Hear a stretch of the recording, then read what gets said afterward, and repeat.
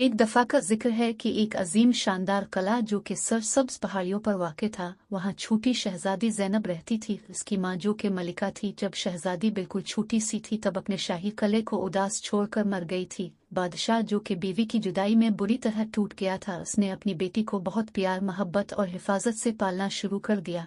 अपनी माँ के खोने के नुकसान के बावजूद शहजादी ज़ैनब बहुत अच्छी आदत की मालिक थी। वो बहुत रहमदिल और मुतजस्सिस थी। इसे शाही कले के अजीम बागात की सैर करने का बहुत शौक था। इन बागात में रंग बिरंगे नायाब किस्म के फूल खिलते थे। वो इतने नायाब फूल थे कि वो बादशाह के बागात के अलावा और कहीं नहीं पाए जाते थे।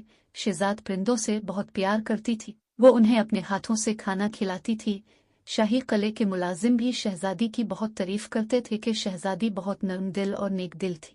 जैसे जैसे ज़ैनब बड़ी हो रही थी, वो अक्सर अपने बाप से अपनी माँ के बारे पूछा करती थी कि मेरी मम्मा कैसी थी। वो किया करती थी तो बादशाह इसे मोहब्बत से इसकी अच्छाई और रहमदिली और अक्लमंदी के किस्से सुनाया करता था। इस तरह मलिका की बातें दोनों बाप बेटी उसे याद रखती थी।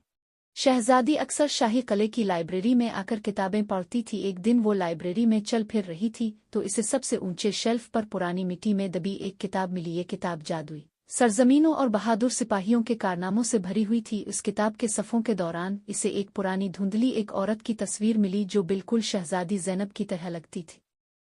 शहजादी ज़ैनब वो किताब लेके बड़े पर जोश अंदाज में अपने बाप के पास आई और बादशाह वो किताब पहचान कर मुस्कुराया। इसने कहा कि हाँ, ये पुरानी तस्वीर तुम्हारी माँ की है। दोनों बाप बेटी काफ़ी देर बैठे वो किताब पढ़ते रहे। उन दोनों बाप बेटी के पास बहुत से बहादुरी दिलेरी के किस्से थे जो वो मलिका फातिमा से करना चाहते थे, पर वो अब उनके दरमियान नहीं थी। शहजादी ज़ैनब बहुत नेक दिल और अच्छी लड़की थी। वो गरीब लोगों की पैसे के जरिए, अनाज के जरिए मदद करती थी।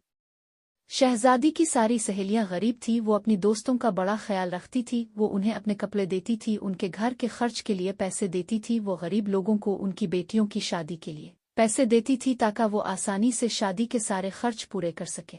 अगरचे मलिका फातिमा अब वहाँ जिस्मानी तौर पर मौजूद नहीं थी, लेकिन इसकी रूह ज़ैनब की रहमदिली में, इसकी अक्लमंदी में और उन सब दिलों में मौजूद थी जो शहजादी फातिमा को बहुत पसंद करते थे। इसी तरह वो महल जो मलिका फातिमा की वफ़ात के बाद सोग में डूब गया था, अब वहाँ शहजादी ज़ैनब की रहमदिली सखावत से फिर रोशन हो गया था। सब लोग अब बहुत खुश रहते थे।